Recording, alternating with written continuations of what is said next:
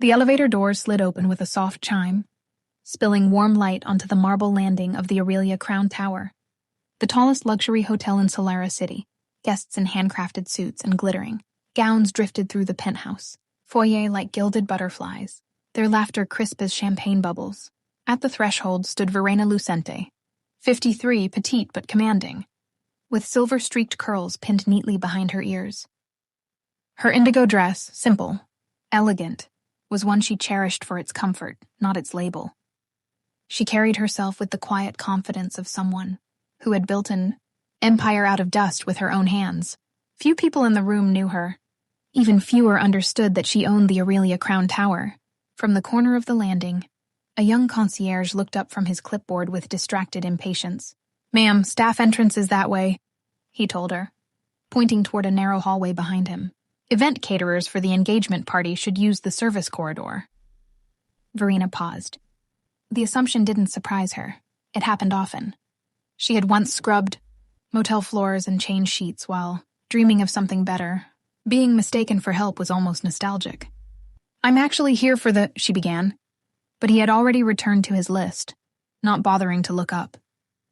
She inhaled, exhaled, then smiled faintly. Tonight was her son's engagement celebration. Leo and his fiancée Cassandra, Varron, hosted by the old money Varron family. They were guardians of a century-old fortune built on maritime trade, polished accents and generational pride. They treated wealth like a birthright and humility like a defect. They did not know that Verena was the founder and CEO of Lucente Haven Group, a hospitality empire valued at 900 million solars. Cassandra had allowed her family to assume Verena was a woman of simple background, possibly even hotel staff. The first time Cassandra met her, she had handed Verena an empty flute and said, "Be a darling and take this," without realizing she was speaking to her future mother-in-law. Since then, the Varrons' politeness had been layered with subtle exclusion. Invitations came late. Seating was always distant. Compliments were crafted to sound gracious but cut like glass. "You're so humble. It's impressive that you're content with simple things." Verena endured it for Leo, who saw Cassandra as poised and charming. He was in love. She didn't want to dim his happiness. But tonight, she realized just how far the Varrons were willing to go. She stepped farther inside the penthouse, a space she had personally redesigned 8 years earlier after buying the building. The chandeliers, the marble, the panoramic windows all whispered her touch, and yet she was being directed to the service corridor of her own creation. A familiar clipped voice called her name. Incorrectly, of course. "Mrs. Lucia, is it?" Cassandra's mother, Lysandra, approached with the strained enthusiasm of someone greeting an unwanted guest. "It's Verena," she corrected gently. "Yes, well," Lysandra waved dismissively. "We've placed your seat just there." She pointed past the main dining area, beyond the lounge, behind a half-open curtain leading directly into the service corridor, where kitchen staff rushed back and forth. A solitary folding chair sat beside stacked crates of fresh glassware. Verena blinked. "You want me to sit there?" "It's quieter," Lysandra said quickly. "Less overwhelming for someone unused to these events." Darren Varron added, "We wouldn't want you to feel out of place among our core guests." As if she were a stain on their perfect tableau. "Does Leo know?" Verena asked softly. "We didn't want to burden him with trivial concerns tonight," Lysandra replied. "Burden, that's what they called his mother." Verena walked to the folding chair, nearly touching a bin of clean linens. A server paused, perplexed. "Ma'am, are you sure this is your seat?" "So it seems," Verena said. She opened her phone. Under Aurelia Executive Ops was a number only top leadership used. "Ms. Lucente," came the immediate reply. "What do you require?" "I need the full managerial team," she said. Quietly. At once. She put the phone away. She would not reveal her identity yet. The Varrons still had more to reveal about themselves. Inside the ballroom, guests mingled in silk and arrogance. Lysandra floated through the room, introducing Cassandra and Leo, to guess while boasting that Leo came from a modest background, quite charming, really. Cassandra shimmered in rose gold silk, laughing softly, resting her hand on Leo's arm like she owned him. Leo didn't notice the whispers or the glances. He saw beauty, not the blade beneath. A cluster of staff in tailored uniforms entered the penthouse. Their urgency drew attention. They scanned the room, then found Verena bowing slightly. Ms. Lucente, we came immediately. Cassandra hurried over, irritated. Why are all these hotel people crowding the event? The head manager turned to Verena. Shall we proceed, madam? Verena rose. Yes, it's time. She stepped out from behind the curtain. Cassandra crossed her arms. Verena, there's no need for drama. We gave you a seat. In the supply corridor, Verena replied calmly. Well, we assumed you'd be comfortable around familiar surroundings, Darren said. Familiar, she repeated softly. Like linens? Staff traffic? Or perhaps the spaces I designed myself when I built this hotel? Cassandra laughed. You built this hotel? Please don't embarrass yourself. Silence rippled across the room. The head manager spoke clearly. This is Ms. Verena Lucente, owner of the Aurelia Crown Tower and the entire Lucente Haven Group. Glasses froze midair. Guests stared. Cassandra's face drained of color. Leo stepped forward, stunned. Mom, you own the Aurelia Crown? Yes, she said softly. And 16 other properties. Leo turned to Cassandra. You told your parents she worked part-time at an inn. I didn't lie, Cassandra insisted weakly. I just said she came from a working background. You implied she was hotel staff. She seemed like one, Cassandra blurted. Leo's voice sharpened. And what if she was? What difference would it make? Cassandra touched his arm. Leo, don't make a scene. You seated my mother next to laundry carts. It was temporary, she insisted. We just didn't want her to feel out of place among high society. My mother built the building you're standing in. Verena touched her son's arm gently, steadying him. Cassandra tried again, softer, more desperate. Leo, please. We did it for the aesthetic. And what aesthetic is that? He didn't wait for an answer. Let's go, he said to his mother. And together they walked out of the penthouse, leaving the Varrons staring after them in humiliated silence. The night wind was cool as Leo and Verena stepped out of the Aurelia, Crown's grand entrance. Leo's steps were uneven, like he wasn't sure whether to run or collapse. Verena slowed her pace, letting him find his breath. The golden lights of Solara City reflected in the glass. Facade of the building, her building. But all Leo could see was the echo of betrayal. Mom, he whispered finally, why didn't you tell me? She looked at him gently. Tell you what, sweetheart? That I own a few hotels? That I worked hard? That I didn't come from the world Cassandra wanted you to believe I came from? He shook his head. No, not that. Why didn't you tell me they were treating you this way? Verena exhaled. Because I wanted you to see for yourself. Love can be blind. And sometimes, you must let the people you care about walk straight into the truth. Leo sat on a bench by the courtyard fountain, elbows resting on his knees. The hum of the city buzzed around them, a soft contrast to the storm inside him. I feel like a fool, he said. You're not a fool. You're trusting. There's a difference. She lied for months, he muttered. My fiancée lied. Her parents lied. They created this picture of my life that wasn't even close to reality. Verena placed her hand on his shoulder. People will reveal themselves when they think you have nothing to offer them.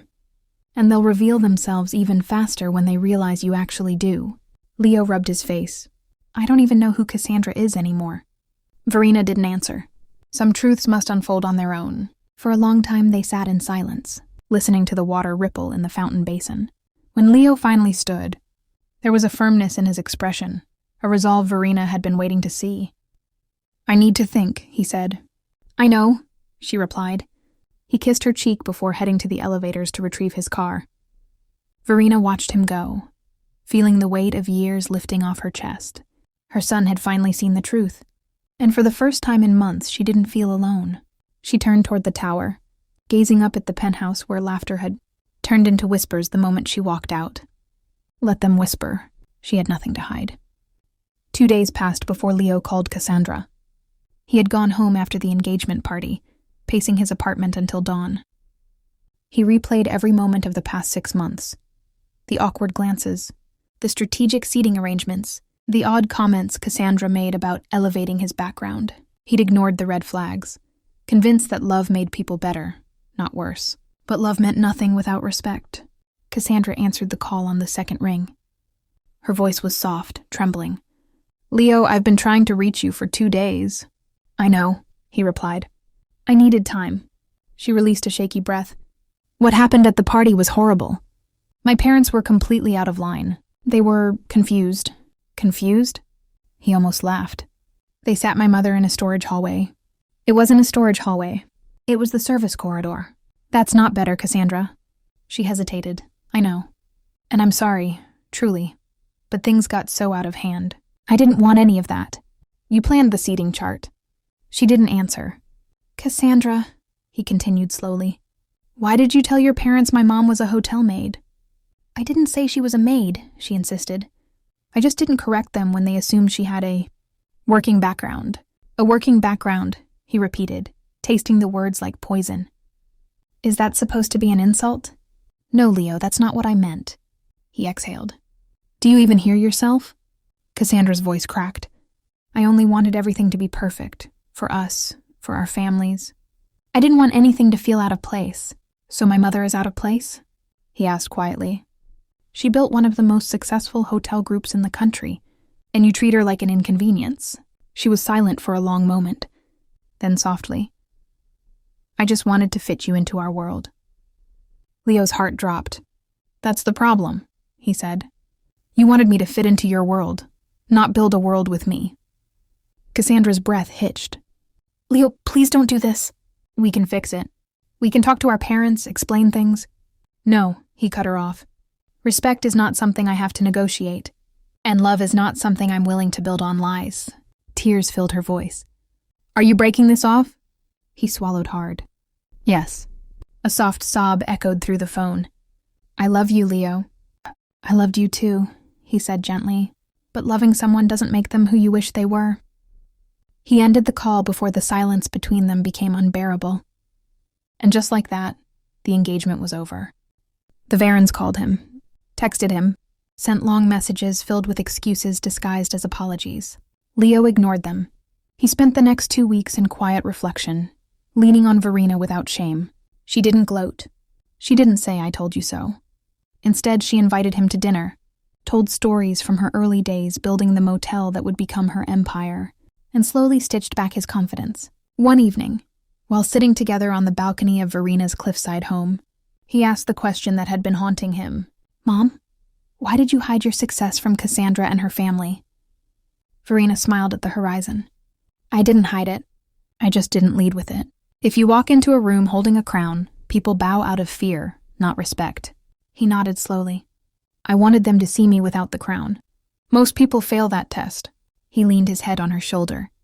I'm sorry you had to go through that. I'm not, she said softly. It showed you who they really are. Her phone buzzed with a message. Another investor requesting a meeting. She silenced it without looking. Tonight wasn't for business. It was for family. This whole thing, Leo murmured, it made me realize something. What's that? I want someone who sees people for who they are.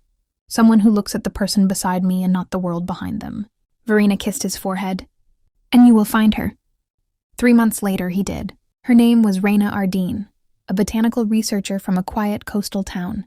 She met Leo not through business, not through money, not through events, filled with champagne and ulterior motives, but when he accidentally spilled iced tea on her at a seaside cafe, she laughed. Actually laughed. You have terrible aim, she said, wiping her arm. I can buy you another, he offered sheepishly. Only if you sit and drink yours properly this time. He liked her instantly. Verena was genuine in a way he hadn't realized. He missed. Simple without being small. Intelligent without being arrogant. Kind without being performative. She asked questions and listened to his answers. She talked about her research with the excitement of a child showing a treasure. She didn't know who his mother was, nor did she care. A week later, he introduced her to Verena. Verena brought flowers, wildflowers, not expensive bouquets, and apologized for her wind-tousled hair. I was working outside all day, she said. I hope this is okay. Verena liked her immediately. Over dinner, Verena asked Verena about her life, not her business, not her money, not the empire she built. She asked about the places she grew up, the meals she loved, the moments that shaped her.